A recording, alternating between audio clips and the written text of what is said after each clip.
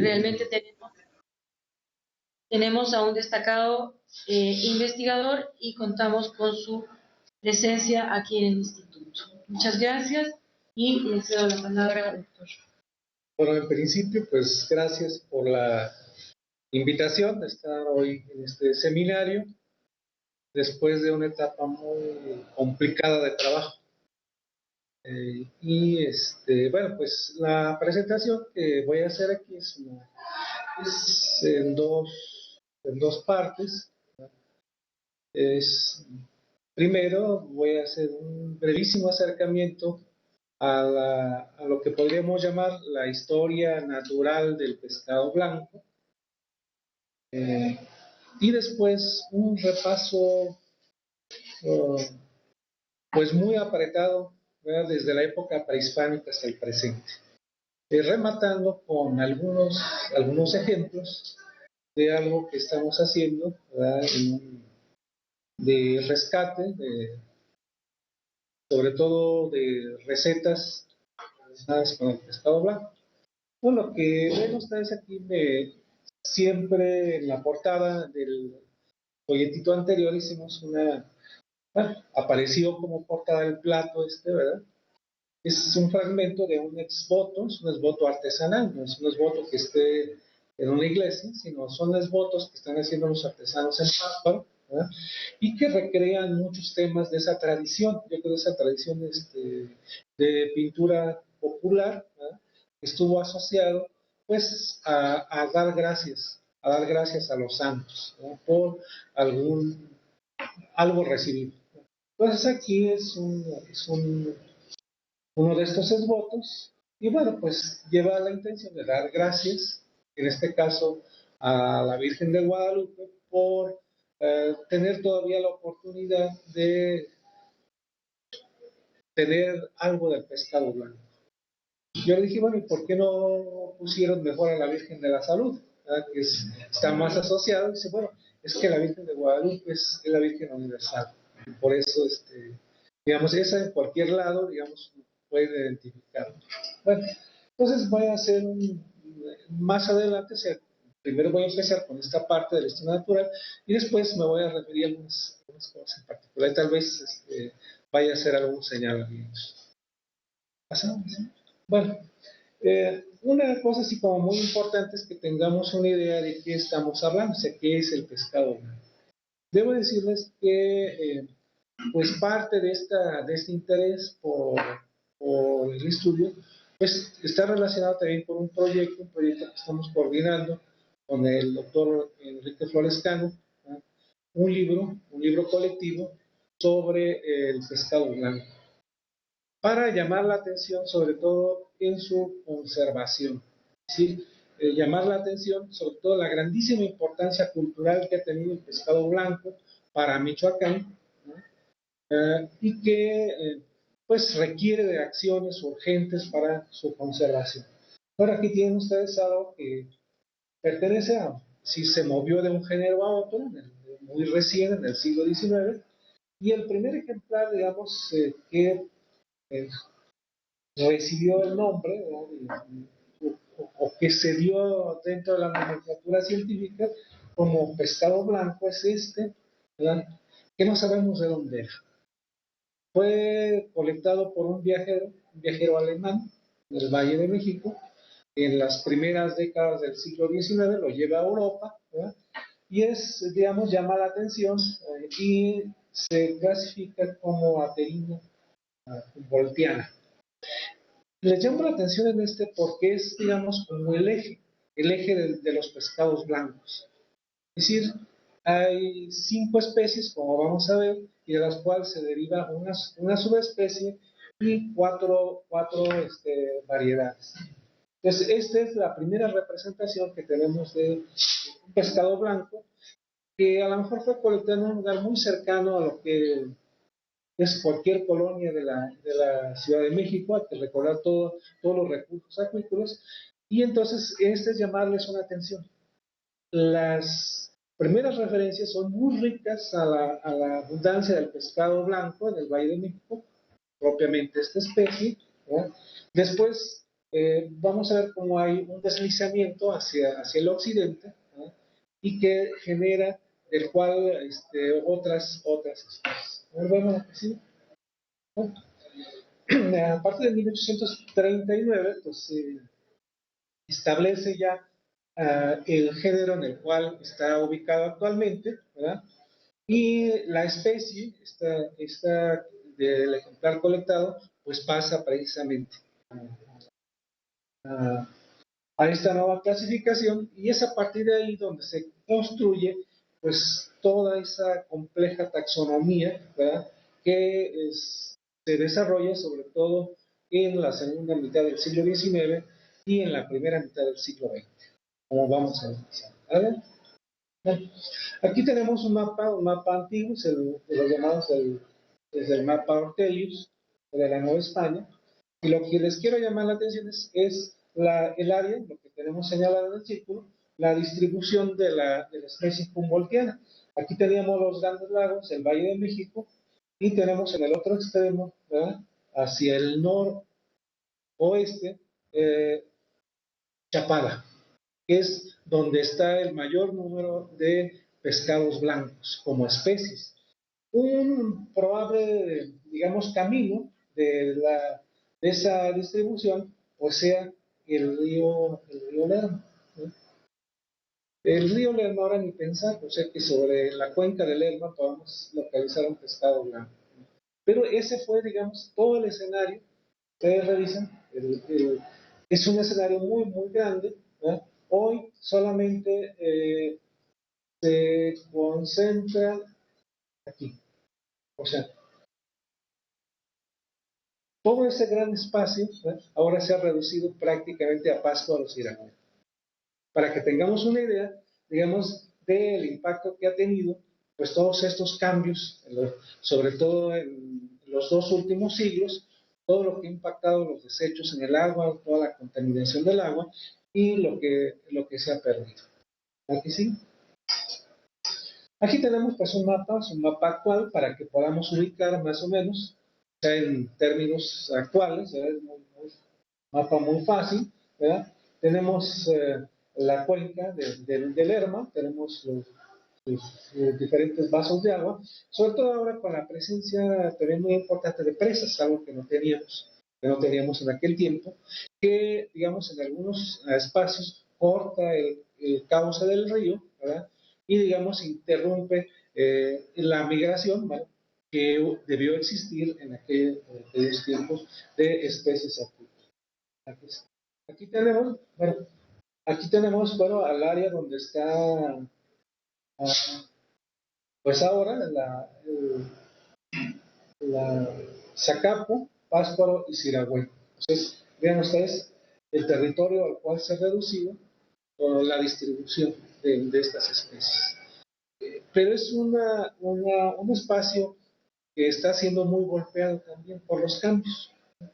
Y es un espacio en una forma muy acelerada que se está impactando y por eso es importante llamar la atención, o sea, ya no tantos programas como los que se ha habido, que no han servido, ¿verdad?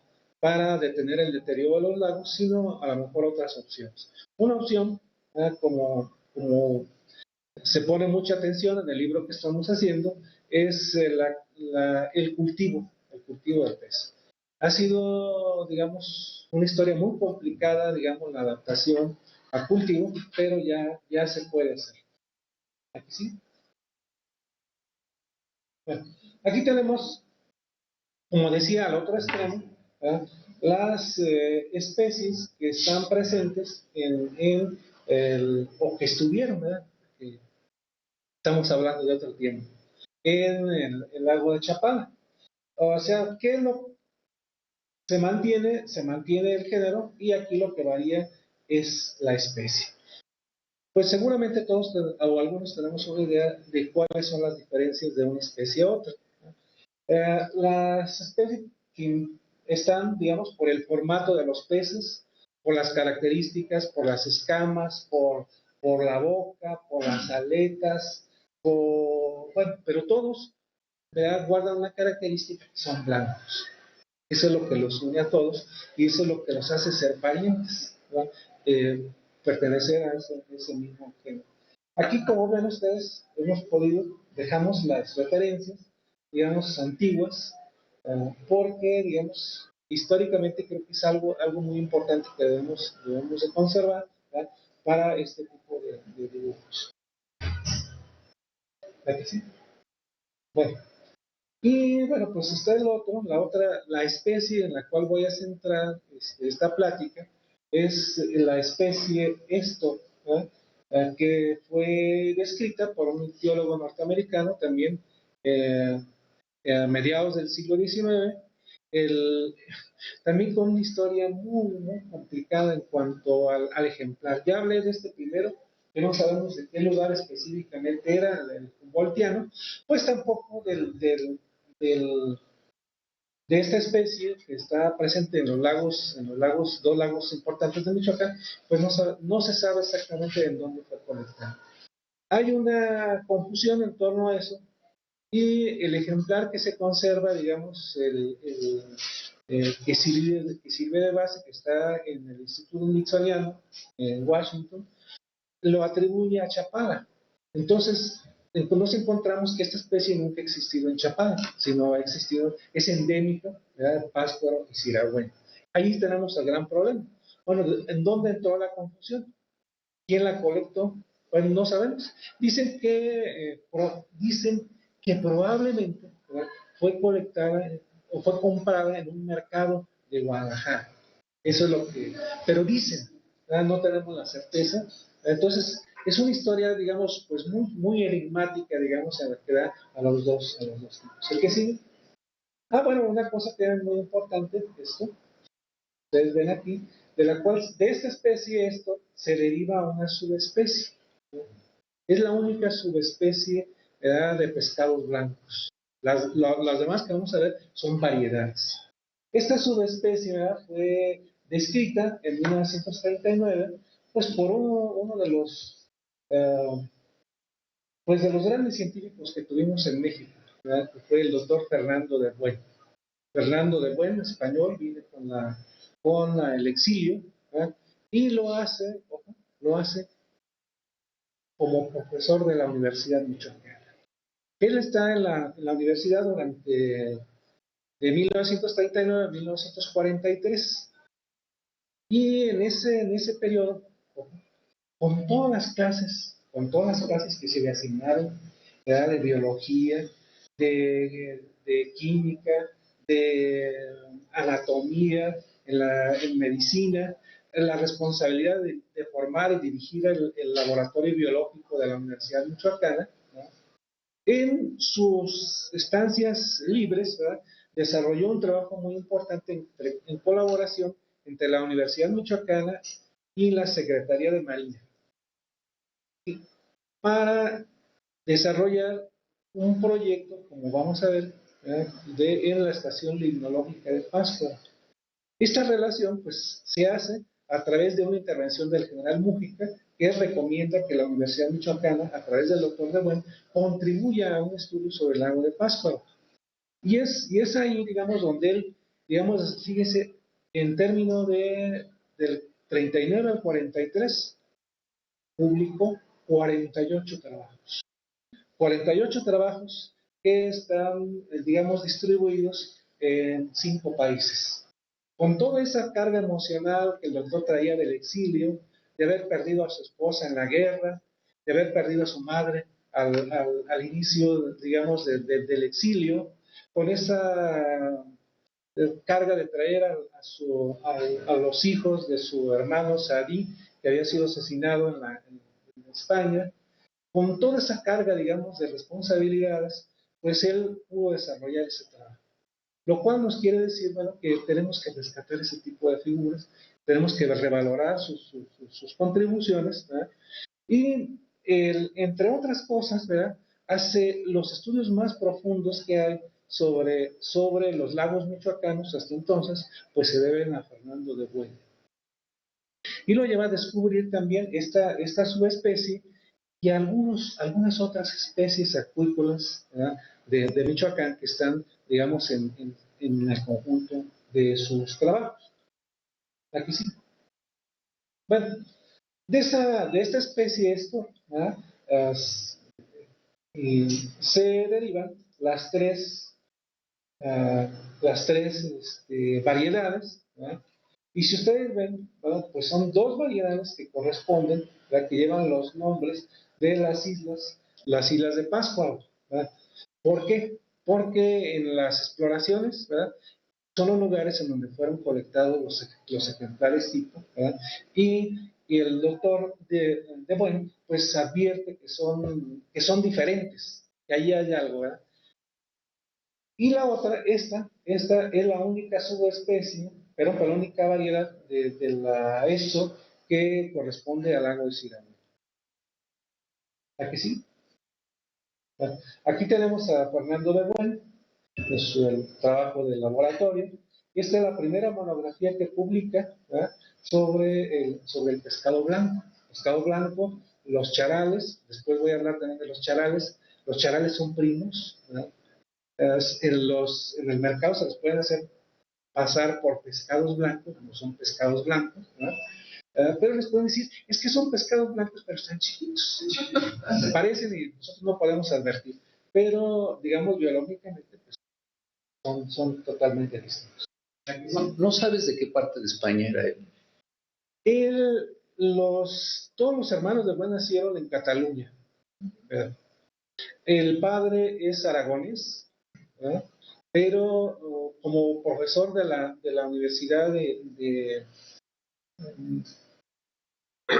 Barcelona, pues la mayor parte de los hijos nacieron en diferentes partes de Cataluña, ¿verdad? Entonces, otra cosa también muy importante que ahora sabemos, que Odón de Buen, el padre de ellos, vivió en Morelia también y llevó un diario que apenas del cual se empiezan a conocer algunos fragmentos y por ese diario tenemos referencias muy importantes, sobre todo al trabajo que estaba haciendo su hijo, cómo lo acompañó algunas veces al laboratorio y sobre todo un testimonio muy interesante que nos da del nacimiento del Paricutín. Y otras opiniones muy agudas en torno a los movimientos políticos que afectaron a la Universidad Michoacana en 1943 y que ocasionaron la salida de Fernando de Bueno. ¿Sí?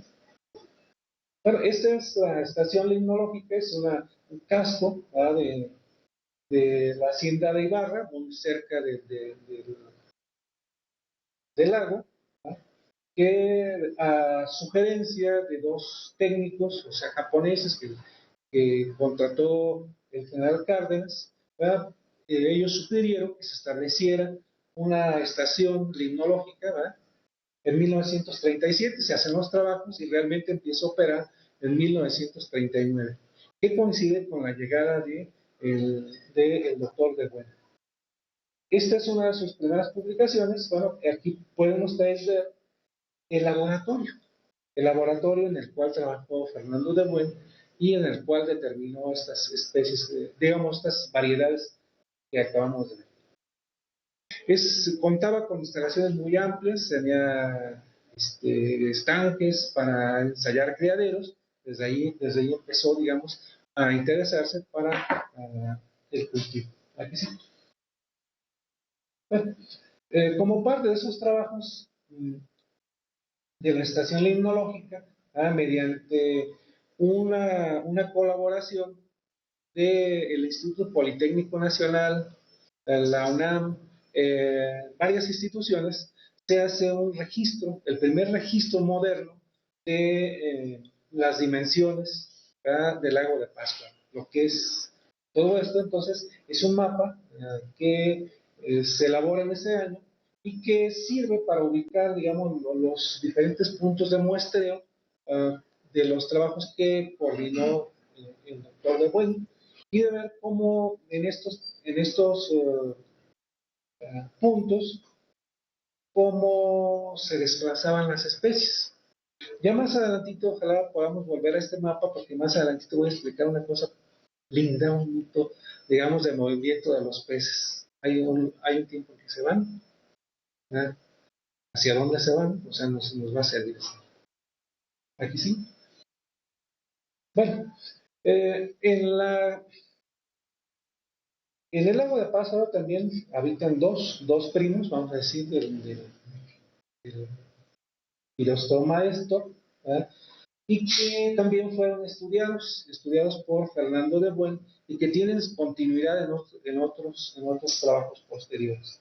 ¿Ya? Y que son los charales, o sea, son pescaditos muy chiquitos, como vamos a ver más adelante, que también dan pie a una grandísima riqueza, digamos, de preparación de alimentos. Y es una invitación, digamos, también a esto. ¿Es que sí? Bueno, hasta ahí más o menos un acercamiento a la historia natural. Bueno, ahora de aquí en adelante empieza la historia. Bueno, debo decir que el pescado está asociado a muchas cosas. Yo creo que es el único ser viviente que ha vivido en Michoacán, que ha estado asociado a todas las manifestaciones de la cultura michoacana. Su nombre, ¿verdad?, está asociado el- al glifo con el cual se identificó en la época prehispánica, en un territorio llamado Michoacán. También una cosa muy importante, la primera que teníamos sí, fue un territorio habitado por los tarascos, dominado por los tarascos o purépechas. ¿Y por qué por qué su nombre, verdad, es náhuatl? Bueno, pues porque precisamente en la zona de Pátzcuaro, toda esta parte, digamos, estuvo un poblamiento náhuatl antes que llegaran los otros que venían de fuera. Y yo creo que hay esa grandísima fuerza cultural que se arraigó de los nahuas en la cuenca de Pátzcuaro fue tan, pero tan, pero tan fuerte, ¿no?, que sobrevivió y se impuso sobre, digamos, la denominación territorial del otro pueblo o los otros pueblos que habitaron después ese territorio. Y es la que está presente. Bueno, hay una cosa importante que desde 1500, más o menos 1524, 1525, aparece ya, digamos, en la etapa ya de la dominación española para acá, el nombre de Michoacán, para identificar un espacio. Pero ese espacio, digamos, pues no siempre fue así. Nosotros tuvimos una idea, el estado de Michoacán, ¿sí? Pero este Michoacán salta de muchas formas en cuanto al territorio. Tenemos un Michoacán grande que se llamó Obispado de Michoacán, que llegó hasta San Luis Potosí y más arriba, llegó parte de Guerrero, llegó a Colima, parte de Jalisco, llegó a Querétaro, todo ese territorio que podemos ver, ¿verdad?, formó el Gran Michoacán, ¿no?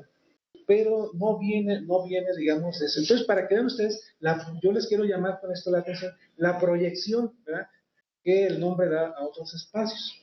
Bueno, hay otras denominaciones, ¿verdad?, como los territorios religiosos, ¿verdad?, que fue la provincia de los Santos Apóstoles de San Pedro y San Pablo de Michoacán, ¿verdad?, que es para la orden de los franciscanos, o la provincia de San Nicolás Tolentino de Michoacán para la orden de los agustinos. Entonces está Michoacán, ¿verdad? Vean ustedes esa fuerza que tiene para identificar no solamente un espacio primordial, sino otros espacios que se construyen a partir de la época colonial. Y ahí están presentes. Y estos, digamos, nos da una idea también de la construcción de una identidad, de una pertenencia a ese espacio. Sobre todo cuando se dan las reformas borbónicas en el siglo XVIII, cuando hay una reestructuración de los nombres, ¿verdad?, y simplemente que lo que se conocía como provincia de Michoacán dejó de serlo y se transformó en Intendencia de Valladolid, ¿no? ¿Y de dónde es? Pues dice, bueno, es que yo no soy de Valladolid, porque los de Valladolid son los de la ciudad. ¿De dónde son? Pues soy del obispado de Michoacán. Entonces, si vean ustedes esa fuerza de identidad, digamos, sobre todo una identidad criolla que se va formando, que va teniendo, digamos, un gran impacto. Bueno, así llegamos al periodo en cuando se estableció el primer Congreso Constituyente. y los diputados, ¿verdad?, se enfrentaron al problema, cuál iba a ser el nombre oficial y cuál era el fundamento para ponerle Michoacán al Estado. Y entonces se abrió un debate en el Congreso. Bueno, unos opinaban que era Matlacinca, otros opinaban que el nombre era Náhuatl, otros que era Tarasco, otros que era Chichimeca, ¿verdad? Y entonces se formó una comisión de personas instruidas para que se fuera al archivo y revisara o fuera a las bibliotecas y fundamentara. Hubo lo que podríamos llamar un incipiente, digamos, interés de Estado, ¿ya?, por fundamentar. Y si el Estado, en este caso me refiero, pues a los padres fundadores, o sea, que fueron los primeros. Y fue así, digamos, como se fundamentó que Michoacán es tierra de pescadores o lugar de pescado. Y así está en la Constitución, la primera Constitución de Michoacán. ¿Y cómo debería escribirse? Michoacán, Michoacán. ¿Eh? Finalmente se adoptó el nombre con el que oficialmente quedó en la Constitución y está hasta el presente. Era el nombre oficial. Bueno, pero eso, ¿de qué Michoacán estaríamos hablando? Si era tierra de pescadores, ahí tenemos pues, toda la tierra caliente, que era deshabitada, que era un lugar áspero, las sierras. Ahora estamos hablando de un Michoacán, ¿verdad?, en el entorno de Pascua. Vamos a decir, ese fue el Michoacán primordial, ¿verdad? Ese fue el primer espacio, ¿verdad?, que posteriormente se proyectó a otros espacios hacia afuera. Entonces aquí es donde empieza la historia. Y es una historia fascinante. Les voy a pedir que observen esta pintura. Si quisiéramos hacer una historia de la alimentación en Michoacán, tendríamos que partir de aquí. Si quisiéramos hacer una historia cultural, tendríamos que partir de aquí. Si quisiéramos hacer una historia política, esta sería, digamos, el punto de partida. ¿De a qué se refiere? Bueno, pues esta lámina corresponde a una de las 44 que corresponde a un códice, ¿verdad?, llamado comúnmente Relación de Michoacán. El nombre original es Relación de los ritos, ceremonias, población y gobierno de los indios de la provincia de Michoacán.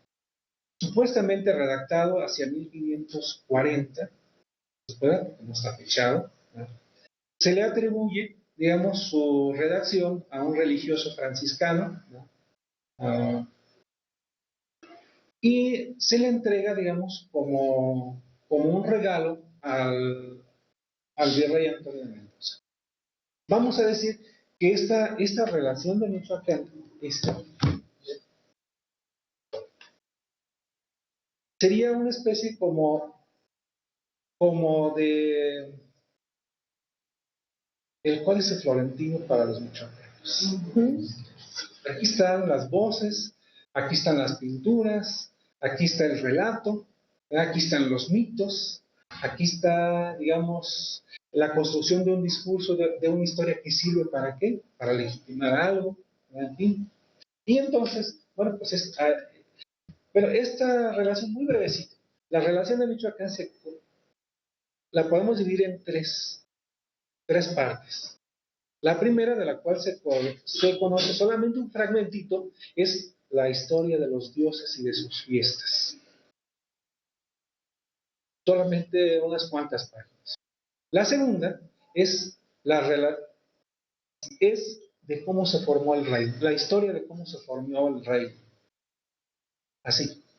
Esa historia está dividida en dos partes. Una historia de cómo llegaron, o sea, cómo llegaron los chichimecas. Y la segunda parte es la historia del más grande de todos los michoacanos de todos los tiempos, que se llamó Tariacre. Tariacre es el primer mestizo, el primer biológico, ¿verdad?, el primer hombre más inteligente que hubo. Tariacre es el más galán de todos los michoacanos que han existido, ¿verdad? Vamos a ver por qué, ¿verdad? Y entonces un día estos cazadores, recolectores, llamados así mismos chichimecas, llegan a un lugar, ¿verdad?, hacia un lugar cercano donde es hoy Zacapu, Ahí se encuentran con otros pobladores, se platican, se entran en comunicación y dicen, hemos encontrado parientes. ¿Sí? Quiere decir que tienen un pasado común. ¿Verdad? Y luego hacen una alianza, ¿verdad? Unos son cazadores recolectores, los chimecas, y los que ya estaban ahí eran agricultores. Hacen una alianza y luego viene una historia llena de contradicciones, ¿verdad? Porque les dan un territorio, y dice, bueno, pero cuando maten un venado, nunca le vayan a romper la piel, porque la piel del venado es la casa, la cobija, ¿verdad? Es la cuna de nuestro dios Curicabe. ¿Y quién era el dios Curicabe? Pues era el dios de la casa, era una deidad titular de los mantenimientos de la casa. Allí no hay más dioses, los únicos nada más. Se llama Curicaberi, pero también representa al sol y representa al fuego. ¿No? Pero un día, digamos, sí, se hacen la alianza, los que ya estaban como agricultores le dan a una de las hermanas. Las hermanas se regalan. Las mujeres no tienen nombre aquí, solamente hay una que tiene nombre en toda la historia de Michoacán, las mujeres, pero las mujeres son un elemento muy importante para se hizo ¿no? Un cazador recolector de estos que vemos aquí, pues tuvo por esposa a una mujer de los agricultores, y así se dio la danza. Los dos jefes, ¿verdad? Uno se llamaba Sirán Cámara, el de los que estaban en el lugar, y Ireti Cátame, ¿verdad? De los que venían de fuera, los chichimecas. Pero hagan de cuenta que el relato nos lleva a un día a ver a Ireti Cátame que va al cerro a cazar venados. Se le fue un venado herido, se vino la noche, no lo encontró. Se devuelve a su campamento y al otro día va a buscarlo. Pero hagan de cuenta que vemos en el escenario como si cambiáramos esa diapositiva y ahora tenemos otro escenario. Tenemos un grupo de mujeres que van a recoger maíz. Las mujeres eran agricultoras. ¿Y los hombres qué hacían? Las mujeres iban a recoger maíz y dio una gran sorpresa que en el sembrado de maíz se encuentra un venado muerto. Y se pueden ustedes imaginar todo el alboroto que se armó, ¿verdad? Las mujeres peleándose por el venado. Los hombres iban a cazar y nunca venían, digamos, con el venado y ahora ellas seguramente eran un regalo de sus dioses. Pero en eso vemos cómo las mujeres rompen es decir, todas unas le jalan una pata, otras a un lado, otras y despedazan el venado. Y en eso vemos cómo entra al escenario Ireti Cátame. Ireti Cátame entonces, muy enojado, saca el arco, las flechas y empieza a disparar. Y nuevamente del escenario aparecen los hombres. Aparecen los hermanos de su esposa, sus cuñados, y mata a uno de ellos. Ahí viene la primera tragedia política en la historia de Michoacán. Se rompe el pacto y estos cazadores recolectores continúan sus... Y son los que vemos aquí. Por eso me interesaba de dónde venían. Pues venían del lado de Zacapu y ahora los tenemos un día, o sea que este grupo andan cazando conejos, se encuentran con que a la orilla del lago de Pátzcuaro anda un pescador y dicen, mira, un pescador, vayamos allá, vayamos a ver qué anda haciendo. ¿Sí? Y entonces nos describe cómo era el paisaje, cómo era la vegetación del entorno. Dice que no había caminos, que tuvieron que apartar el monte para poder salir. Y dice, oye, isleño, ¿qué andas haciendo ahí? Y dice, pues ando pescando. Pues ven. No, yo no quiero ir con ustedes porque ustedes son chichimecas y me pueden flechar. ¿Por qué te debemos de flechar si te estamos invitando ¿por qué has de temer a nosotros? Y entonces él lo convence, se acerca, ¿verdad? Y entonces es cuando uno de ellos, ¿verdad? Uno de los jóvenes, ¿verdad? Sube a la canoa y le dice, oye, isleño, ¿y qué es esto que traes aquí? Dice, esto es pescado, estoy pescando. En la noche pesco con red, en el día pesco con anzuelo. ¿Ven la historia que linda? ¿Sí? Luego le dice, ¿y esto es cómo se llama? Dice, este se llama Puruchangapeti. Este es pescado blanco. Aquí está la relación. Y los podemos ver, ¿verdad? Los animales, si tuviéramos un acercamiento, podemos ver toda esa riqueza, digamos, acuícola que hay aquí, ¿verdad? En el lago de Pascua, hay aves, hay peces, hay muchas especies ahí. Y entonces le dice, mira, le da los nombres de los otros peces que ha colectado y luego le dice, ¿quieren probar? Aquí traigo pescado asado. Y ellos dicen, ah, qué bueno sabe el pescado asado. Esta comida nunca la habíamos conocido. Qué buena es. ¿Sí? Para su famosa historia de la alimentación. Y luego ellos le dicen, ver, mira, pescador, esta es carne de conejo asada. Toma, pruébala. Esto es en lo que andamos nosotros. Y dice, ah, qué buena es la carne de conejo asada. Esta sí que es una verdadera comida y no como el pescado que hiere y nos harta tanto.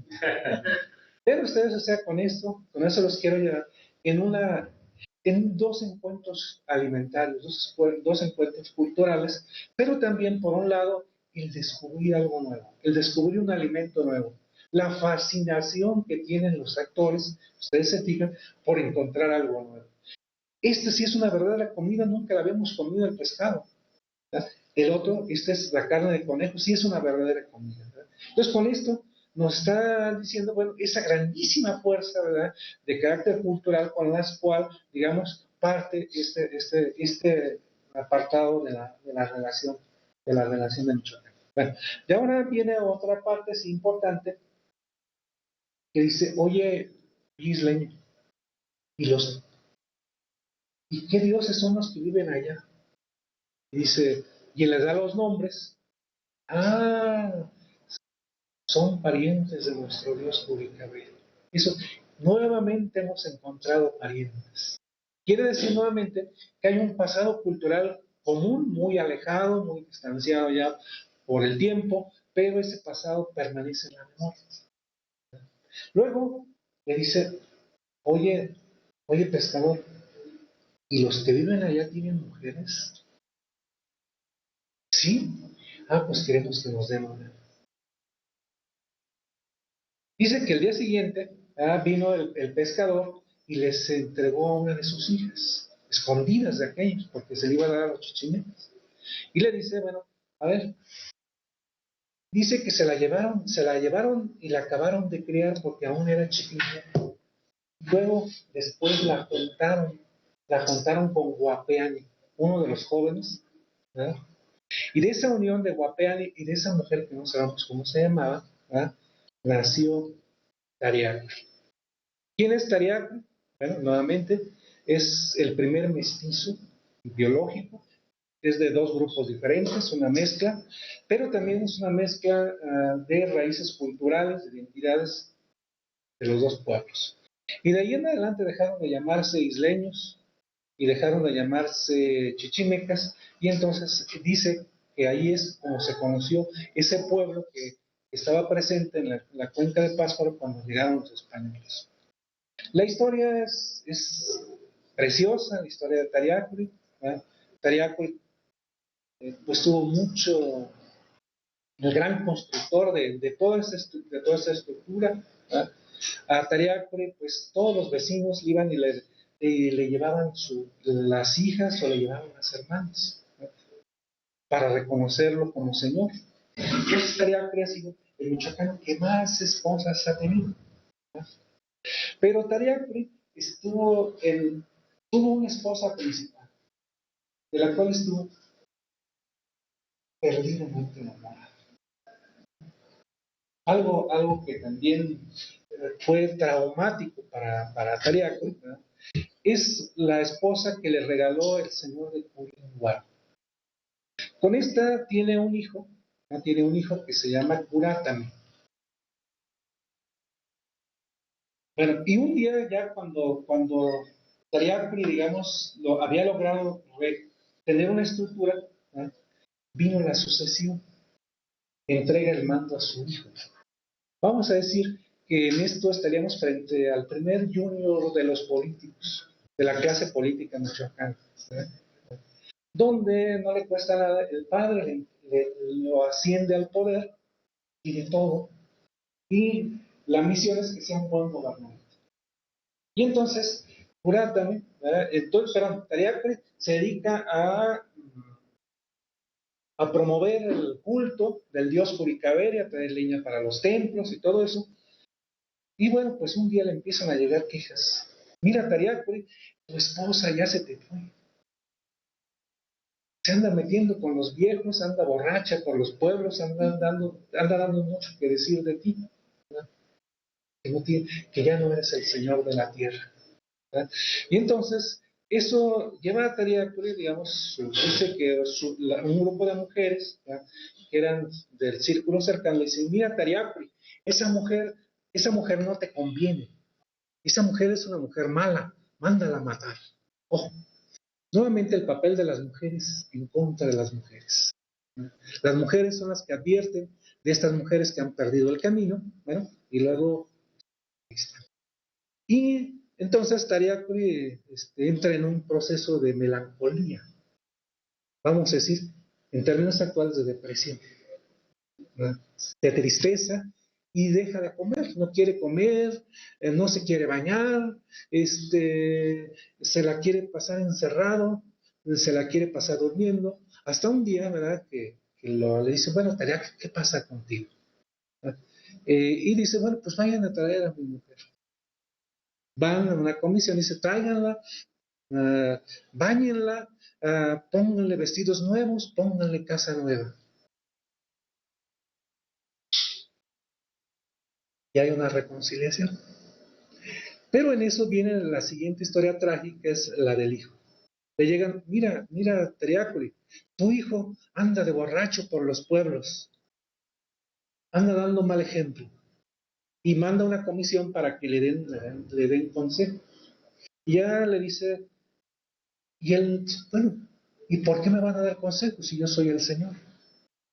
¿Sí? Y un día Tariacuri dice, manda a juntar a todas sus mujeres y le dice, hagan mucha comida, hagan muchos tamales, junten muchas frutas, junten mucha comida, que vamos a ir a visitar a Cubata. Y si ustedes se meten en el relato, hagan de cuenta como que están en una película, pero llega un momento en que se meten al relato mismo. Pueden percibir, digamos, los pasos, el polvo del camino, ¿verdad?, de ver cómo en el escenario cómo se va moviendo, digamos, todo ese contingente formado por mujeres y Tariacuri al frente. Y un día llega Tariacuri al pueblo donde está su hijo y le dice, Kurata, me he venido a verte. Dice, padre, qué bien que me vienes a visitar. Mira, ¿cuántas mujeres tengo? ¿Cuántas quieres? ¿Cuántas novias traigo? ¿Cuánta comida? ¿Cuántos amigos tengo? Padre, soy el mejor gobernante porque soy tu hijo. Y le digo, porque tú me llevaste al poder. Dice Tarea que no, yo no vengo a eso, vengo a pedirte, te vengo a exigir que te portes bien, que para eso te nombré Señor de esta tierra. Y entonces se levanta el muchacho y le da una bofetada a Tariacuri y lo tumba a su padre. De aquí vamos a ver cómo se desprende una tragedia, digamos, también, que va a cambiar el rumbo de la historia. Y entonces se levanta Tariacuri y dice, no habrá más señores en la tierra porque todos habrán de morir. Este es el primero. Y manda a ejecutar a su hijo. Manda a ejecutar a su hijo, a sus amigos, a sus mujeres, y después a todos los colaboradores, toda la estructura política que había creado. Entonces, frente a qué, en términos actuales, frente a qué estamos. Ante un sistema político corrupto, política que se ha agotado, un gobernante que se echó a perder, ¿verdad? Y pues solamente hay una opción de cambiar el sistema político. Hay que deshacerlo para construirlo otra vez. Y nuevamente Tariacri asume el mando y entonces forma un nuevo gobierno, vamos a decir, un gobierno de transición, formado por dos de sus hijos, perdón, un hijo y dos sobrinos. Bueno, un día los manda a llamar y parte una flecha de obsidiana en tres partes y les da un pedacito a cada uno. Tengan, ahora son señores, vayan, extiendan el culto a nuestro Dios Curicaber, junten leña, hagan la guerra, agarren nuevos territorios. Bueno, frente a qué estamos, a la construcción de una nueva etapa de la expansión del territorio. ¿Sí? Sí. Bueno, como parte de esa estructura, digamos, que da por Tariacri, hay una organización de la sociedad y una organización de los sectores de producción. Ahí está la clave para construir un sistema político, un sistema económico, ¿verdad? Y mantener una estructura política. Tariacri lo vemos allá arriba, sentado, ¿verdad?, en ese banquillo, fuera del portal de la casa, y aquí tenemos, digamos, la organización de todo el sistema productivo. Aquí tienen a los agricultores, ¿verdad?, los que siembran el maíz, los que cosechan el maíz, los que transportan el maíz, los que almacenan el maíz y luego los que distribuyen el maíz. Ese es, bueno, aquí tenemos a los cazadores, ¿eh?, los que cazan con red y los que cazan con arcos y flechas. Y aquí tenemos también a los pescadores, que ese es el tema, ¿verdad? Aquí lo vemos ampliado, ¿verdad? Los grupos están organizados en dos grupos, los pescadores, los que pescan con red y los que pescan con anzuelo.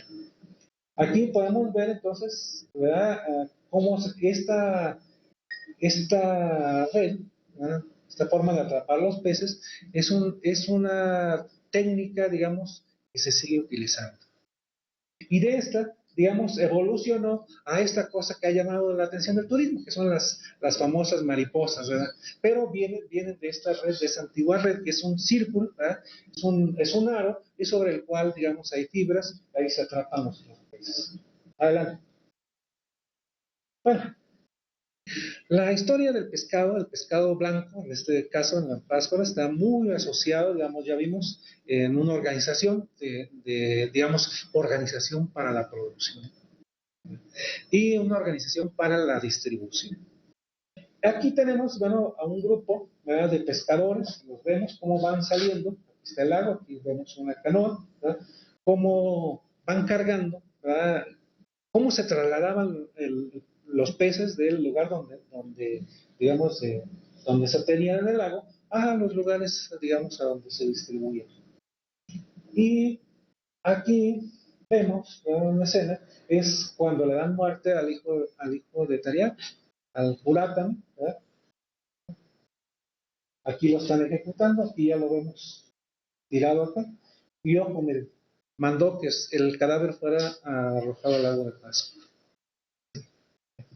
Alimento de los peces blancos. Aquí tenemos los peces, ¿verdad? ¿Sí? Eso es lo que quiero llamar la atención, lo que, no sé, digamos, esto no está escrito. Es una cosa, digamos, que yo les quiero llamar la atención, que la pintura, las láminas de la relación, al igual que las pinturas de Sagún, es otro relato. No es a veces complemento, sino es un relato, digamos, distinto al que nos está llegando. Hoy, digamos, pues han aparecido cadáveres de ejecutados, se van y los siguen llevando.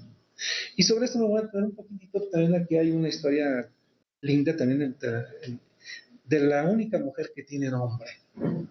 Fue una hija de Tariacri. Tariacri tiene muchos enemigos.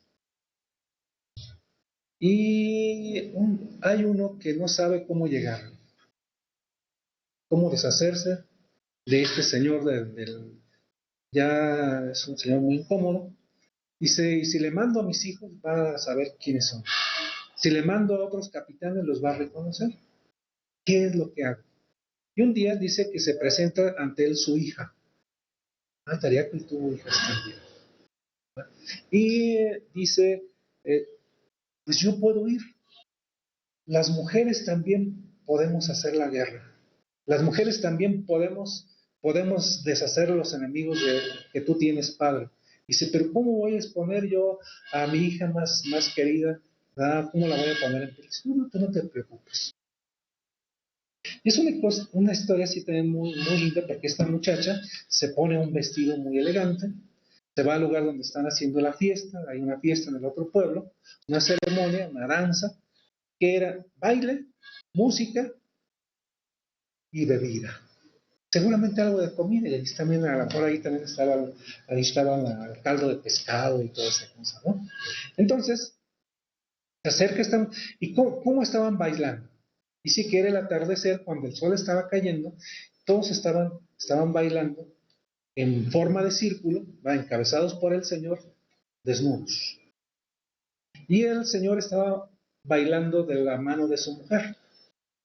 Y de pronto vio que entra una muchacha y dice, bueno, qué muchacha, a ver, ¿qué muchacha? Se quedó fascinado, ¿verdad? Y le dice, a ver, espérame, voy a ver de quién se trata. Entonces viene la hija de Talia que dice, bueno, es que yo ando buscando a mi hermano, que ando buscando que nos quedamos de ver, pero no encuentro el hogar. Y dice, ¿tú de dónde eres? Y dice, pues yo soy de Pátzcuaro. Pues yo he ido a Pátzcuaro, nunca te he visto. ¿Sí? Sí, lo que pasa es que yo siempre estoy ocupada en mis quehaceres. Entonces le dice, ven, mira, siéntate, la invita a pasar. De allí no se le despega el Señor, sigue tomando. La muchacha hacia la medianoche, me tengo que ir al pueblo. Y dice, no, pues yo voy contigo. No, señor, ¿cómo va usted? No es propio que usted abandone a su gente y que se vaya con una desconocida. No, pero yo te acompaño. Y así de borracho, por el alto, y se hicieron un alto en el camino para descansar. El señor se quedó dormido y entonces ella sacó de una bolsa un cuchillo de obsidiana y le cortó la cabeza. Se la llevó a Tariaco. Dice, aquí está, las mujeres también podemos. Entonces, eso está también en la pintura. Eso está en la pintura. La muchacha está con la cabeza. ¿Verdad? Es la primera imagen de un ejecutado, de un descabezado que tenemos dentro de la historia de México. Es una cosa muy fuerte la que estoy diciendo, pero esto las quiero llevar por esta.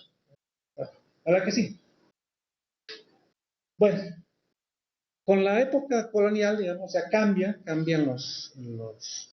todos estos imaginarios, o sea, sobre el pescado blanco, sigue siendo atención de muchas descripciones, de muchas crónicas.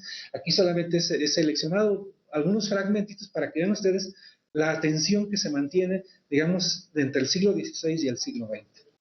Esta es la relación de Pátzcuaro, nos habla pues de los recursos que hacen los indios de la cuenca de Pátzcuaro, entre ellos pues el pescado blanco. ¿La que sí? Bueno, esta es otra ya del siglo XVIII, del padre Jofrín, ¿no? Que también se fascina por el lago de Pátzcuaro. Yo creo que a Jofrín es el que es una de las ediciones más lindas, más lindas así, o van hasta esa edad, no solamente la forma escrita, cómo va describiendo el paisaje, sino cómo va pintando el paisaje. ¿La que sigue? Bueno, ahí están las dos digamos, partes, digamos, o láminas del manuscrito, de cómo representa el lago en diferentes partes. ¿Verdad? El lago con sus islas, ¿verdad? Y nos habla, digamos, de las características, si ustedes se fijaron en el fragmentito, nos habla, digamos, de las características de la extensión del lago. Entonces, para quienes se interesen en el estudio de los lagos, del crecimiento, de las transformaciones, aquí tenemos diferentes fuentes que nos van dando, digamos, una idea de cómo fue cambiando el paisaje lacustre de Pátzcuaro. Ya vemos aquí todos los pueblos. ¿A qué sí? Bueno, este es otro mapa, o sea, un mapa ya es una pintura muy extraña. Es una pintura copiada en el siglo XVIII, pero supuestamente es una pintura del siglo XVI. Aquí vemos la Sinsunza y vemos el lago con sus islas, con sus pueblos, de lo que conforma la ciudad de Michoacán. O sea, todos los pueblos del entorno correspondían a la ciudad de Michoacán. Pero aquí vemos, esto es muy interesante, es el traslado de las campanas de Sinsunza a Pátzcuaro, ordenada por Vasco de Quiroga. Y este pasaje también es un paisaje de una grandísima fuerza cultural, de la cual me detengo tantitito así. Un sector de los habitantes de Sinsunza le abre un juicio a Vasco de Quiroga. ¿Y saben de qué lo acusan? Lo acusan de robo. Lo acusan de que les robó las campanas y les robó el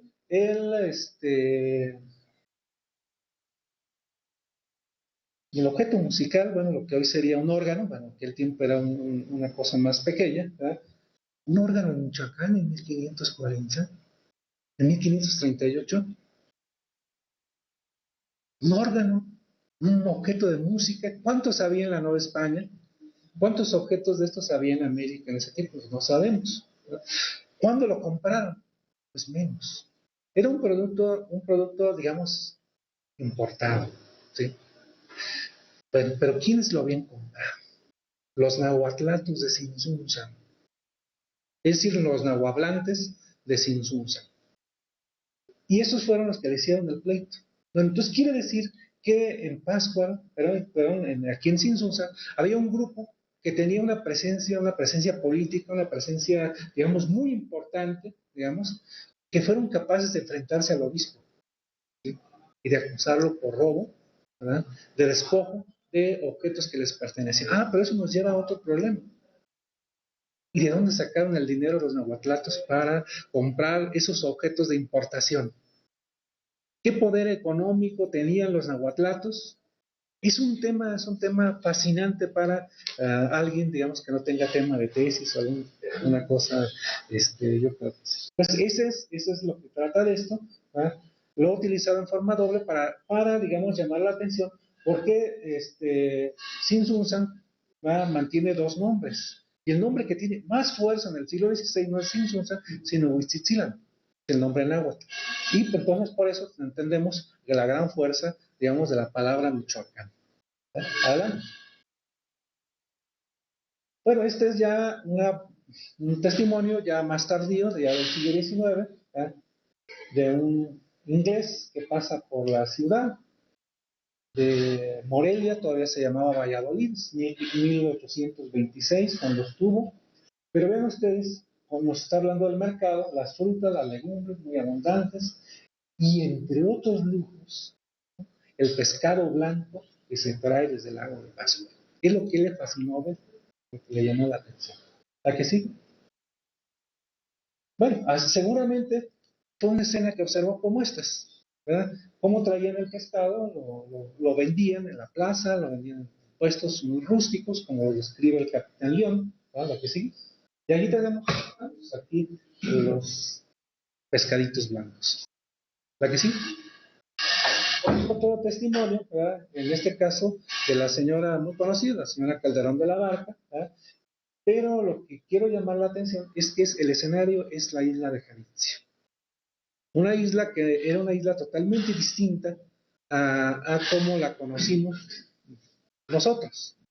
Y es un espacio, ¿verdad?, que está dejando de ser isla. Esa es la otra cosa preocupante.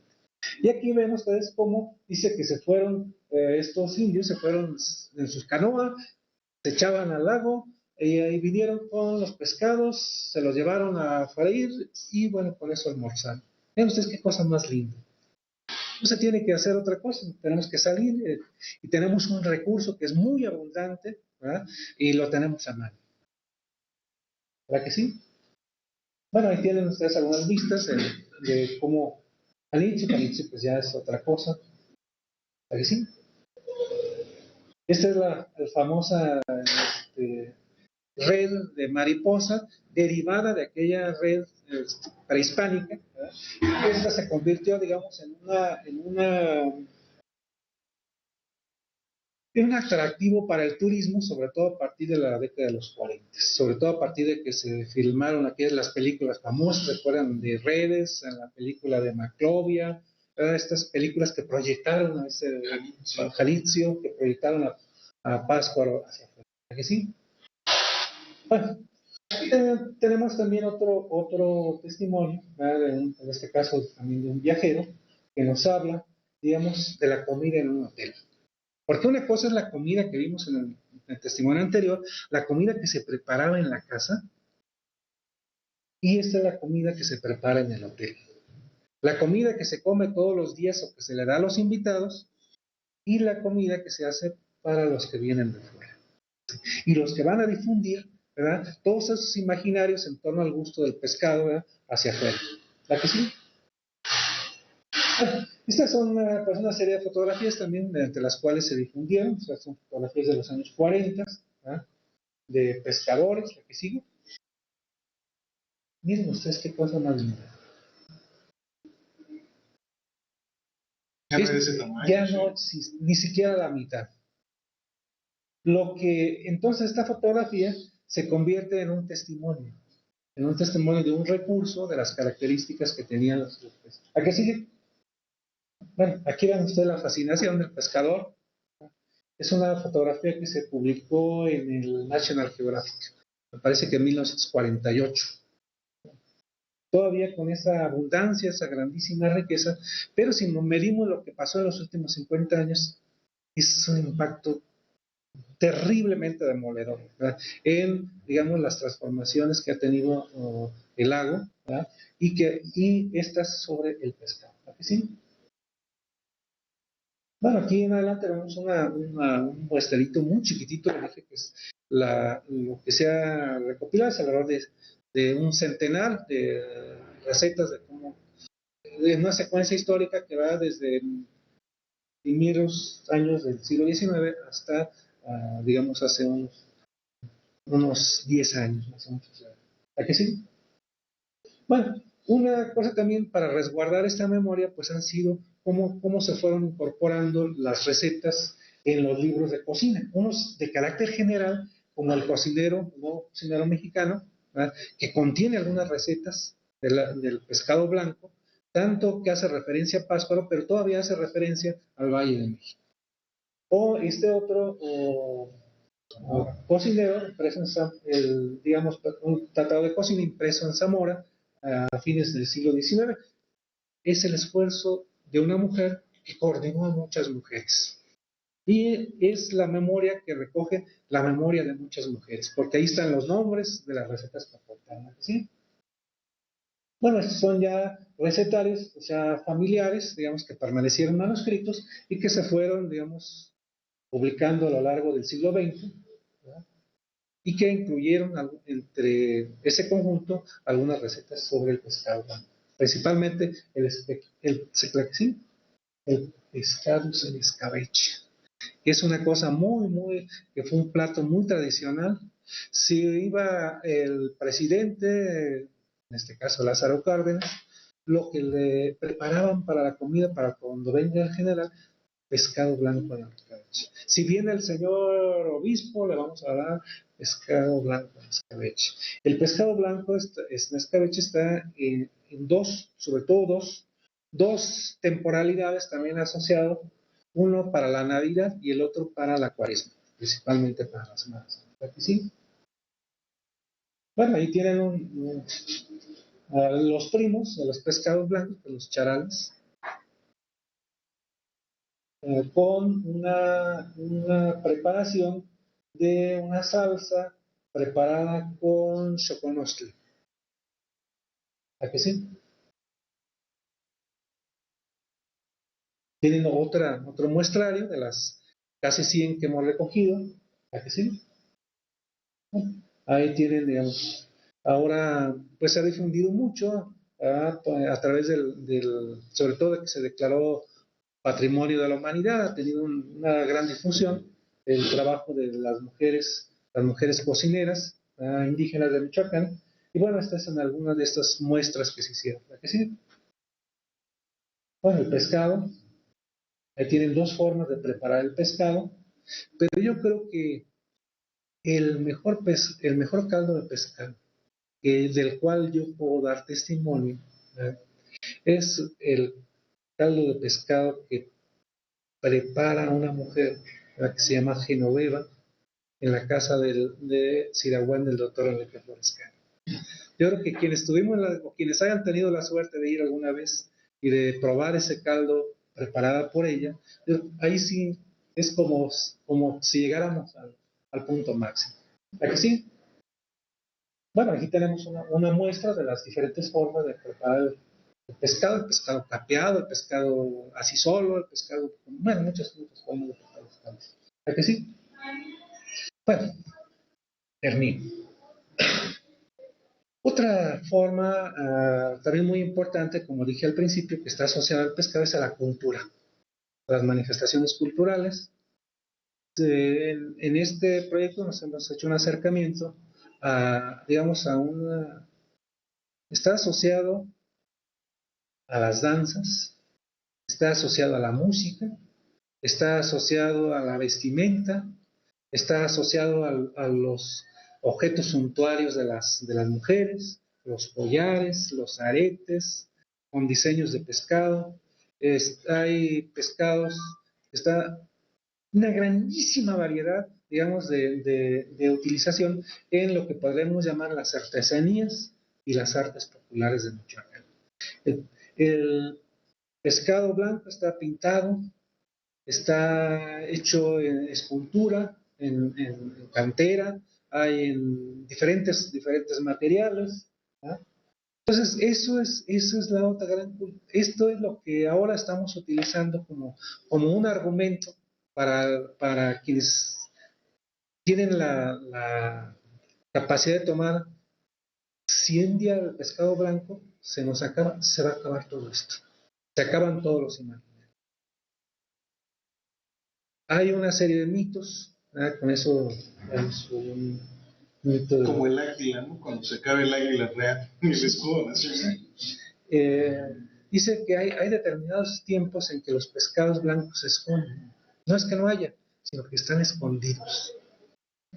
Que se van por una corriente, ¿verdad?, y se meten por debajo de la tierra, y que adentro del Cirate, al Cerro Alto de Santa Fe, ahí es donde están viviendo la mayor parte del tiempo. Y cuando se acerca la Cuaresma, empiezan los pescadores a ver huinum en la orilla del lago de Pascua. Y dicen, pero si aquí no hay pinos. Y entonces, ya vienen los pescados otra vez. Porque dice que se forma la corriente y vuelven a salir los pescados y se vuelven otra vez a sus diferentes lugares. Es un mito también de mucha fuerza cultural, es decir, de un pasado indígena. Adentro del cerro está el almacén de la comida, ¿verdad? Está el agua, está el almacén de la comida. Bueno, ya hay días, digamos, que son propicios para que salgan. O sea, se acerca el tiempo sagrado, el tiempo en que ellos deben ofrecerse como ofrenda, ¿no?, y es cuando salen. Y dice que por eso nunca se debe desmontar el cerro, porque el día que se desmonte, el día que se pierda el bosque en el Cirate, ese día ya no va a filtrar el agua y se les va a secar el lugar donde viven los. ¿Y sí? Ahí está.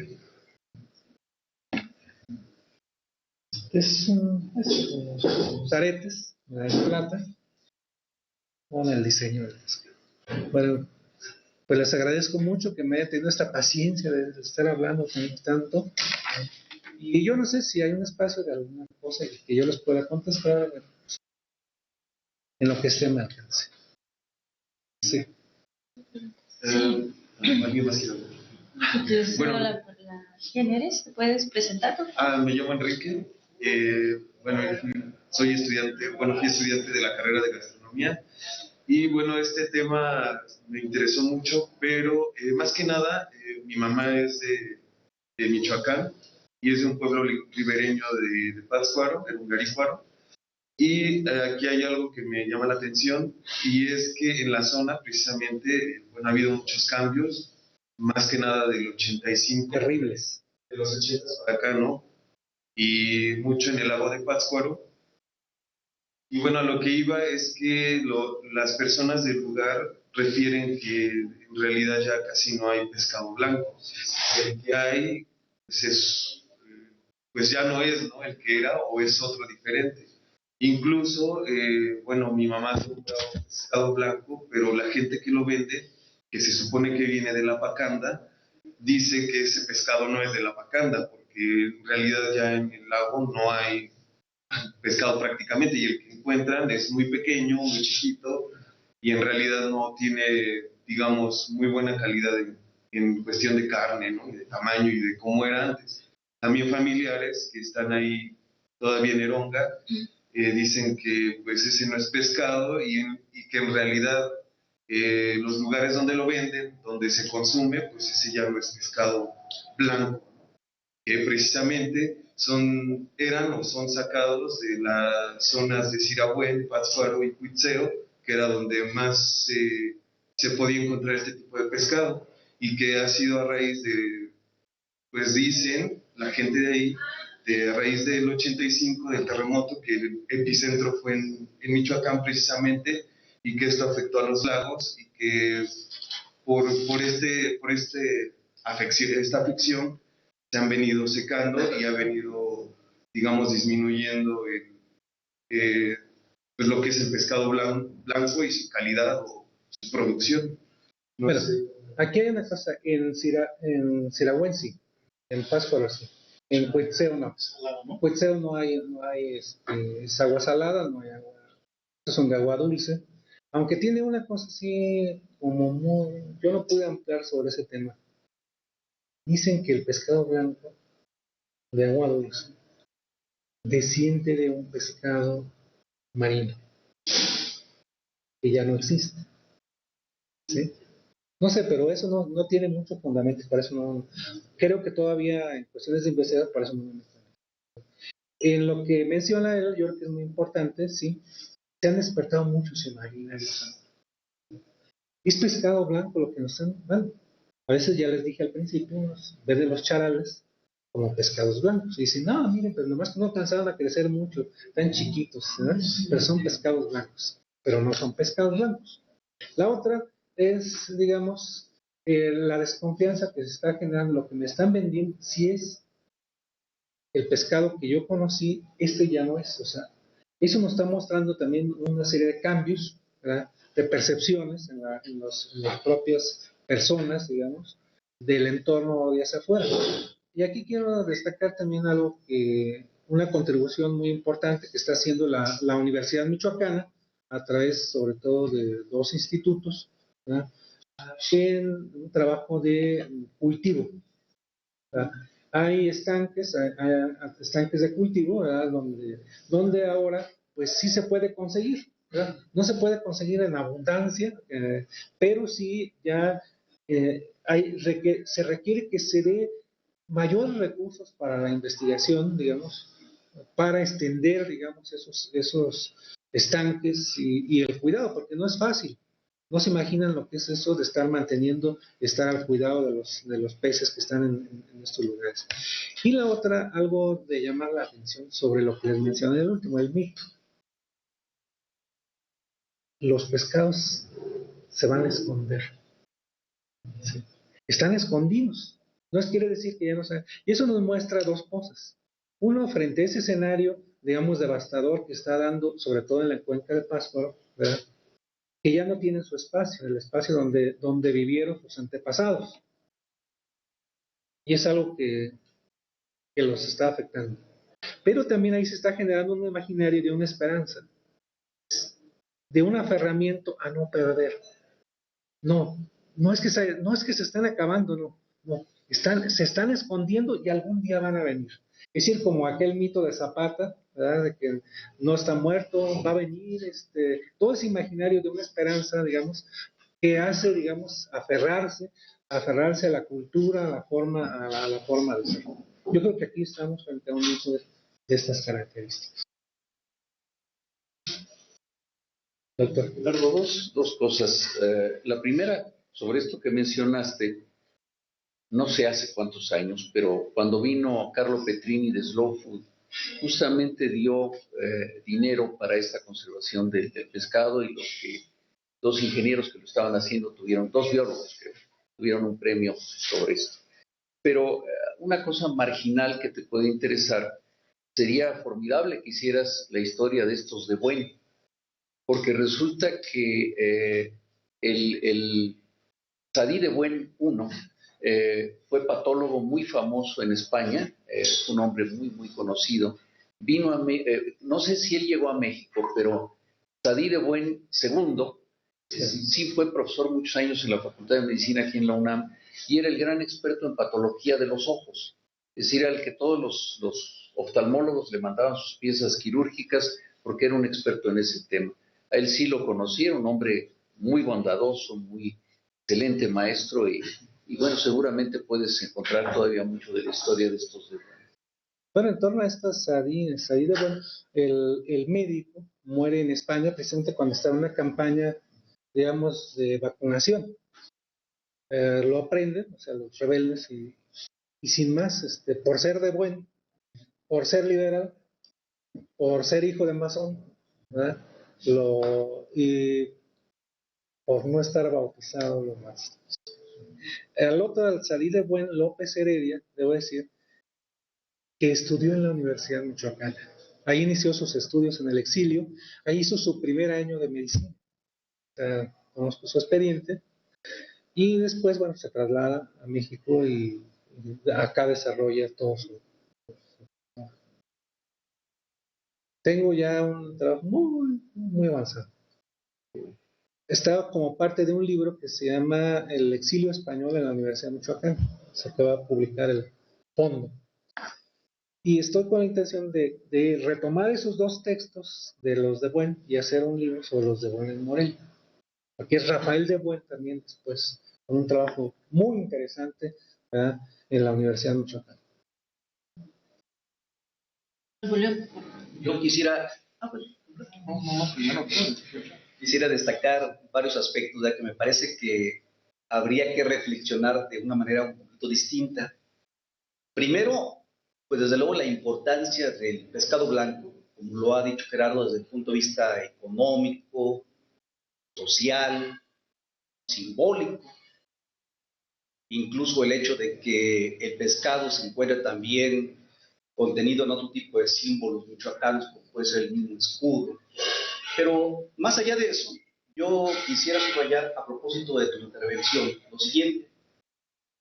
Si nosotros nos atenemos a cómo se fue dando la transformación de esos grandes lagos, y podemos, por ejemplo, revisar con cuidado lo que ocurrió en el periodo porfirista, especialmente en el centro del país, y que tiene que ver con la desecación de ciénegas, de lagos, de lagunas, de esteros, de cuerpos de agua, como se les denomina.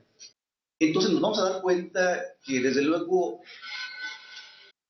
bajo el pretexto de incorporar esos terrenos a la agricultura, pues prácticamente se destruyeron los cuerpos de agua. Y en este caso en Michoacán, estamos viviendo una problemática muy severa que tiene que ver con la contaminación. Son tres lagos los importantes. El lago de Huitzeo, que como ustedes saben, porque además seguramente cuando han llegado a Morelia, han visto que hay periodos en que prácticamente está desecado. Pues este lago de Huitzeo tradicionalmente ha tenido ese tipo de desecaciones, pero desde luego se ha acrecentado esta problemática con otro tipo de medidas, incluso de carácter gubernamental. Imagínense ustedes, por ejemplo, prácticamente una vía, una carretera, que atraviesa y que parte el lago en dos, y que supuestamente no habría ningún efecto, no habría ninguna afectación de este lago. ¿Cómo es posible que podamos pensar en eso, no? Ese sería un detalle. El lago de Sirahué es el lago más conservado en este momento. Es decir, todavía no tiene el grado de contaminación que tiene el lago de Pátzcuaro, pero tiene un gran problema, Sirahué. Prácticamente hay un proceso de florización verdaderamente alarmante. ¿Por una razón?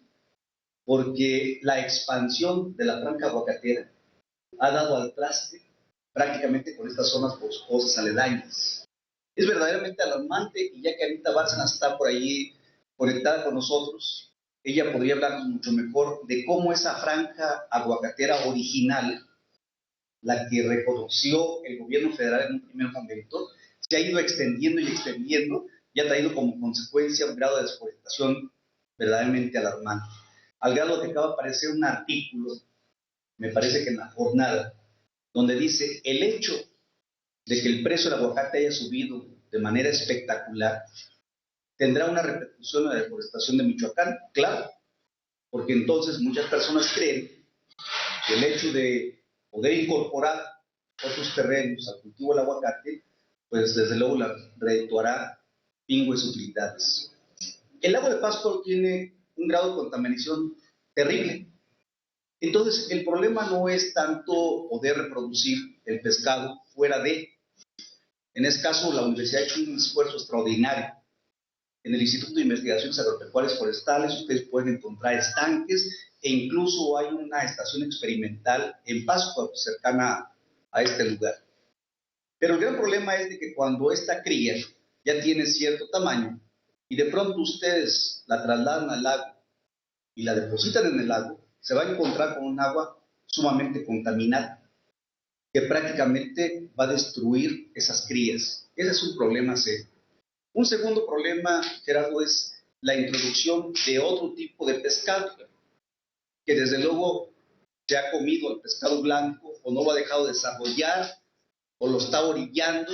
Come la comida del pescado blanco. Ese es otro problema muy serio, ¿verdad?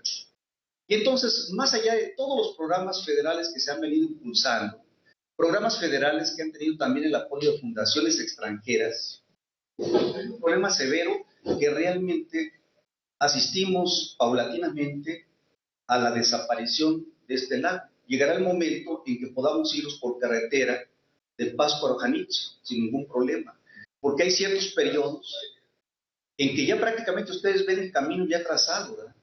Si ustedes, por ejemplo, ven algunas partes del lago, van a verlas cuadriculadas. Y entonces ustedes se podrían preguntar, bueno, ¿y por qué estas cuadrículas, no?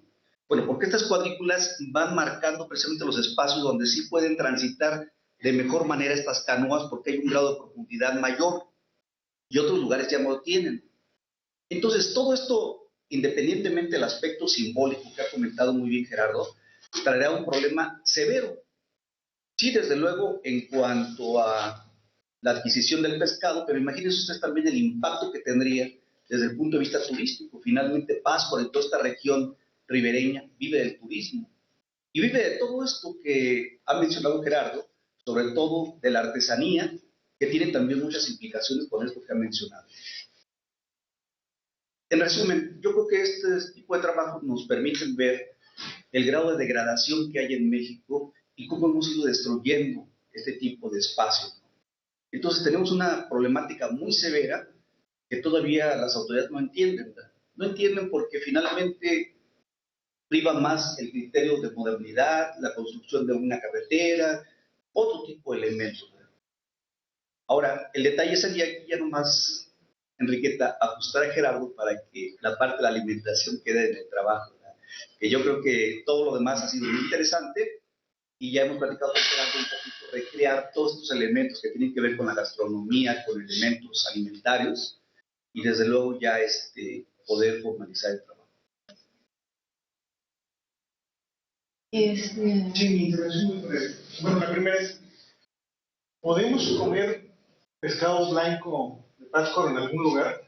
Con la certeza de que sea, esa es una. Y la otra, que es más bien para todos, pensando en lo que se ha expuesto, y también el problema, es decir, ¿puede darse una desvinculación del disfrute de una gastronomía tradicional sin hacer esto que se vuelva una experiencia de turismo devastadora, una experiencia de consumo? Porque parece ser que en el caso de Michoacán estamos con ese dilema enfrentados. Si alentamos la producción de pescado blanco, pues es para que alguien lo disfrute. Y si alguien lo disfruta, vamos a terminar en el mismo caso del aguacate. Pero nada más. Bueno, hay así como recomendar algún lugar, no está a mi alcance porque no me consta. Lo único que me consta es un lugar donde sí comimos queso, fue en esta casa de Sirahuén, ¿verdad? Pero al parecer también es un pescado que muy pocos pescadores consiguen ya, ¿verdad? En el propio Sirahuén. Y de cómo enterarnos si es pescado blanco, no, pues a lo mejor, si te dicen que el charal es pescado blanco, y dices, bueno, sí, o sea, yo creo que eso es como en lo más general, o sea, como no tenemos un conocimiento en realidad de qué estamos comiendo, porque es quizá otro de los aportes que tiene este seminario, llamar la atención, casi nunca nos preguntamos qué comemos, de dónde viene lo que comemos y cómo se produce lo que comemos. Simplemente estamos acostumbrados a comer, pero no a cuestionar acerca de lo que comemos. Si lo que comemos es lo que nos dicen que nos están dando.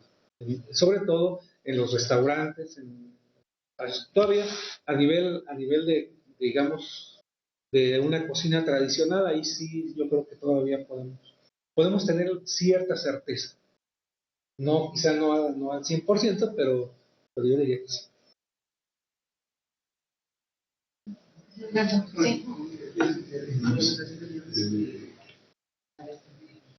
Yo disfruto mucho de comer en restaurantes, conocer nuevos restaurantes y uso mucho el pescado y me ha tocado en diversas ocasiones. Están ofreciendo, por ejemplo, robalo, que allá no sé por qué le llaman róbalo, y y lo que le están dando a unos cazones, y la gente no lo sabe distinguir. Entonces está comiendo algo que no es, exactamente. Y eso me ha tocado también ya en Pátzcuaro, efectivamente. Entonces, yo me acuerdo, hace 40 años, yo llegué a comer en Pátzcuaro, ya es así como que difícil, ¿no? Ya no tienes la certeza de nada. En todo caso, prefiero irme a comer unos charalitos, que sé que son charales. Eso sí, no hay pierde. Allá en la surtidora. La surtidora es un restaurante en Pátzcuaro. Con eso ahí con el alemán, que aún. Yo nada más respecto a lo que decía el doctor Cure, un poco ahora se están manejando los términos de gastronomía sustentable y cocina sustentable. O sea, Eso es una fantasía. es una fantasía, ¿no? Justamente debemos consumir lo que hay en el lugar, etcétera, respetar. Y respecto a la presentación, bueno, usted decía que pues, esto era así como una historia fascinante, me parece fascinante como usted lo contó, más bien extraordinaria, bellísima, y me quedo con la duda de la tercera parte del códice relación de los ritos ceremoniales. No nada más, yo la puedo leer, la puedo sacar, claro que sí. Unas dioses fiestas, después es la formación del reino y la tercera parte vendría siendo sí, la historia de cómo llegaron a los. La historia del fin de la historia. Porque también es una cosa así impactante en donde están presentes también ciertos elementos. Un día iba una mujer, no sabemos cómo se llama, era la esposa del señor de Eucareo. Le dijo, se encontró en el camino un águila. Y dijo, mujer, ¿a dónde vas? Detente, soy el dios Curicabel. Mira, te voy a llevar a donde están reunidos los dioses, porque ellos te han seleccionado para que seas portadora de un gran mensaje para los sacerdotes y los gobernantes. Se quedó dormido. Y cuando despertó, estaba en un lugar, en un hervidero de agua, de los azufres. Y allí escuchamos que pasaron lista los dioses, ya están los dioses de la mano izquierda, ya llegaron los dioses de la mano derecha, los dioses de la tierra caliente. Cuando pasaron todos, entonces le dijeron, ve y diles a los sacerdotes que nosotros ya no habremos de ser. Que otros dioses vendrán y otros gobernarán. Que nosotros ya no habremos de ser. Eso despierta, digamos, un estado emocional en la población. Cuando se enteran, cuando surgen los rumores, hay que ver el papel que ocupan los rumores en los procesos históricos. No hay cosa más devastadora que el rumor. No hay cosa más potente, digamos, destructora como el rumor, porque el rumor crea desconfianza, crea incertidumbre, crea emociones encontradas, muchas cosas, y eso pasó. ¿Y qué le decían? Nosotros ya no habremos de ser, estamos ante el fin del mundo, de este mundo. Pero vean ustedes qué cosa más. Una mujer seleccionada para ser portadora del desastre de la humanidad.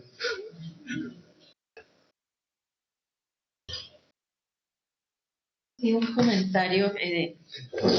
Decía usted, doctor, que en la Universidad Michoacana estaban intentando rescatar este pescado a través de, ¿cómo le llamó? Como Sánchez, eso. Y que bueno, lo están tratando de rescatar de esa manera, pero luego al llevarlo al lago, Estudios de laboratorio, en estanque, es un y problema. al llevarlo al lago, pues bueno, ahí ya no morirían definitivamente. Entonces la pregunta es, particularmente a lo mejor en el lago de Pascua, no sé, no es posible o no hay la idea de rescatar ese ecosistema del propio lago y las tierras que lo rodean, como para rescatar no solo el pescado, sino que todo el conjunto, incluso denominar el lago patrimonio de la humanidad o algo así, ya que la misma zona de, bueno, de Pátzcuaro y toda esa zona turística se ha rescatado la ciudad, pero bueno, no se ha pensado en el ecosistema, no sé qué hay al respecto. Si nos El lago de Pátzcuaro está terriblemente deteriorado. Yo creo que parece que es irreversible, como lo es también Huitzeo, aunque es muy inestable, o sea, se regeneran también de vez en cuando hasta cierto límite, pero nunca a como eran antes, ¿sí? Y el único caso yo creo que le veo esta posibilidad es a Siragüen. Siragüen todavía en este momento creo que puede, pero hay que declarar zona protegida todo el entorno de Siragüen. No más plantas de aguacate o derribar todas las plantas de aguacate y sembrar pinos, para que retengan el agua y se mantenga pero se imaginan el impacto que es. Yo creo, pero ya se ha dado. Pero hay inquietudes al respecto, digamos. No, yo creo que no, porque la gente que está ahí, no, digamos, el interés es el aguacate. Yo donde veo que sí se pueden tomar acciones de esta naturaleza, por ejemplo, lo que impactó mucho la noticia hace unas semanas, unos meses, no recuerdo, de San Juan, la comunidad de San Juan, Parangaricutiro, que tomó la determinación de derribar 200 hectáreas de aguacate y sembrar pino. Pero eso fueron ellos. Porque el pino ya saben que es, o sea, eso es de lo que viven, y no viven del aguacate como comunidad. Si esto lo hicieran los de Siragüen, pero hay que ver cómo está, digamos, todo el sistema de propiedad en el entorno de Siragüen. También está creciendo mucho las casas de campo, los desperdicios, en torno al lago de Siragüen.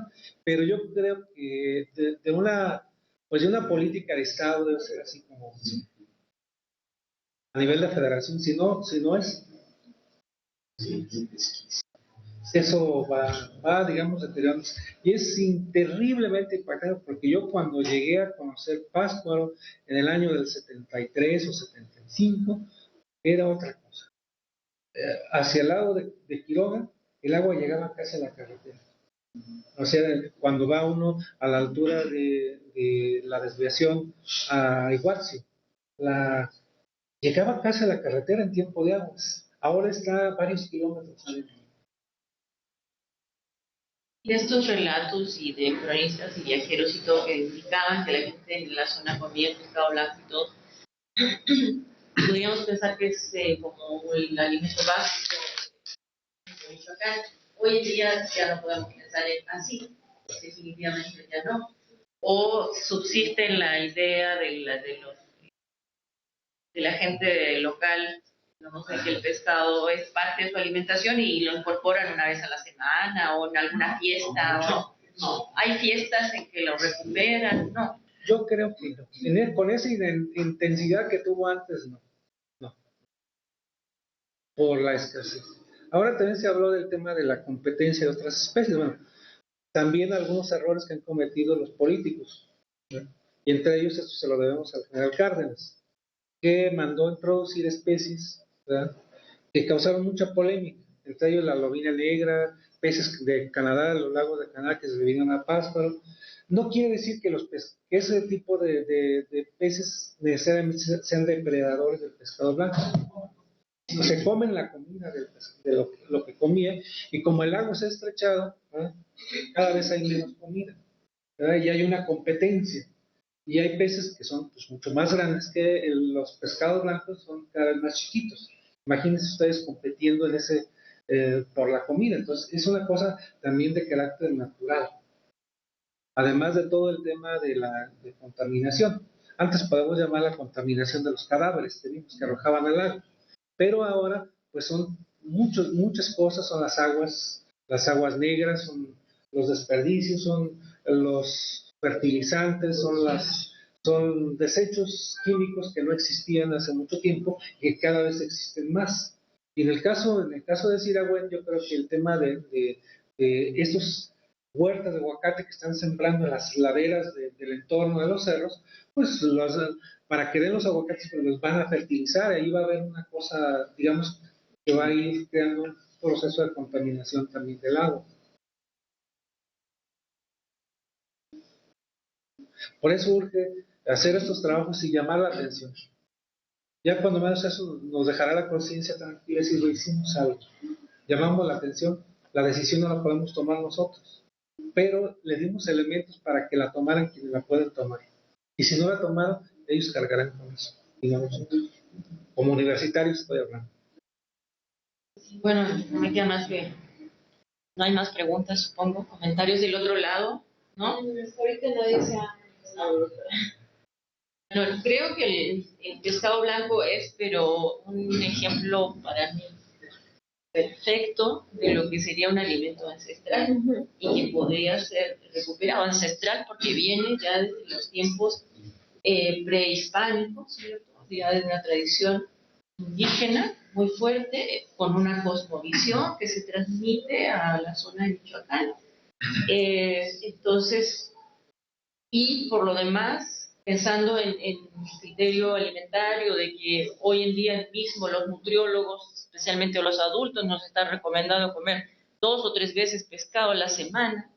Entonces, ¿cómo es posible que se esté desechando, cierto, algo que está ahí a la mano y que podría ser perfectamente aprovechado, explotado, en fin? Entonces, sin duda, y yo ya pensaba que el doctor estaba dentro de nuestro grupo, y si no lo está, pues invitarlo, insistirle en esta tarea que nosotros estamos haciendo, esencialmente es de divulgación, justamente lo que usted decía recién, o sea, es decir, nosotros queremos sacar una publicación que sea de alcance para todo el público, digamos, ¿cierto?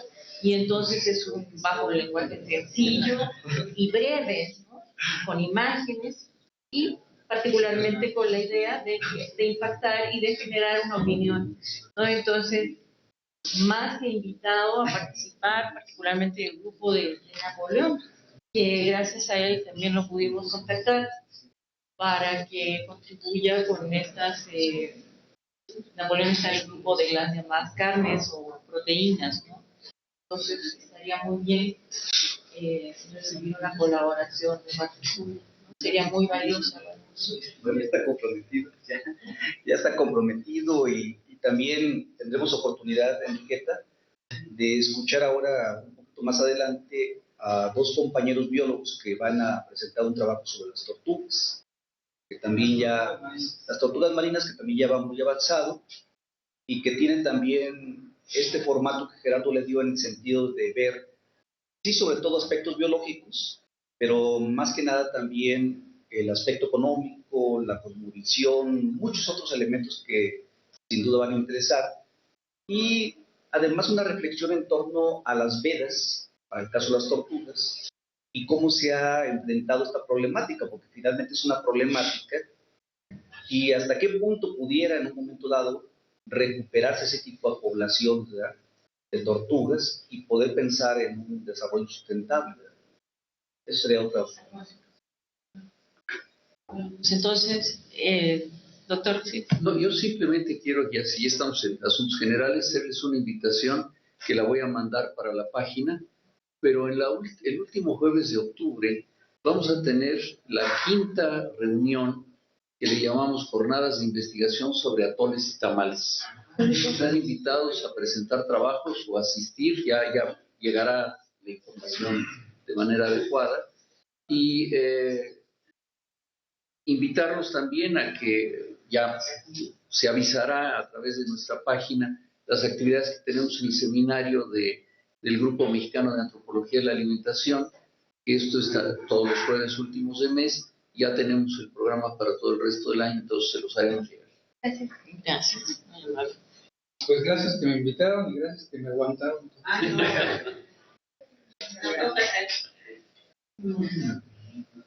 ¿Qué del ajolote?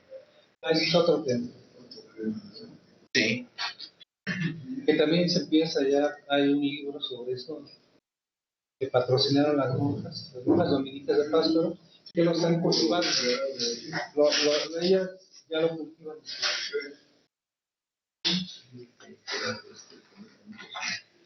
Ese salió ahora. Dale una mirada a la página, a su perfil. Gracias por asistir. Entonces los coordinadores nos ponemos a la tarea de ver a quienes invitaríamos, o sea, cuando vengan, a quienes le podríamos dar apoyo, ¿cierto?, para hacerlo presencial. Y ustedes dos, no sé bien qué fechas van a elegir para sus presentaciones. Además ya ahora sí una propuesta desglosada, ¿no? Sí, claro que sí, porque tienen para octubre, noviembre o diciembre. Para que ya vayan pensando. Y bueno, y eso lo hacen de manera paralela, porque presupuesto y presentación, ¿no? Es decir, bueno, tales personas podrían venir, pero necesitan día o boleto o lo que sea, ¿no? Sería bueno pensar en un formato así de Y ya te aviso. unos 2 días donde se presentaran así ese tipo de avances, así como un formato más de Formato de congreso. y así podríamos aprovechar un poquito más los viáticos que tú comentabas. Ahora más larga, ¿no? Porque pudiéramos decir, así como lo hicimos en el caso de Rodolfo Macías, por ejemplo, 3 días, pues a lo mejor aquí 2 días, 2 días y medio, con un formato de congreso, en una media hora, por ejemplo, 15 minutos para... No sé, esa es una idea. Sí, podría ser, pero ¿sabes lo que pasa? Son los tiempos, o sea, hay gente que, bueno, a menos que todos los que dejáramos para fines de noviembre o diciembre, o sea, ya no en octubre, sino que mover todo, juntarlo todo para fines de año. Y que se entregaran ahí también pues, prácticamente la mayoría de los textos y ya tenemos ya ese material que tú sugieres, que sean las lecturas cruzadas el próximo año sobre el sabido. Pero esa es una idea que yo estaba pensando, ¿no? Lo que dices, Lo que pensaba era eso. Y además que para los siguientes meses, bueno, tenemos una presentación de nuestro libro brasileño para el mes de septiembre, a presentar, ¿no? Luego en octubre ya no tengo conferencistas, entonces por eso también empezaba como con la idea de ir agregando, pero pudiéramos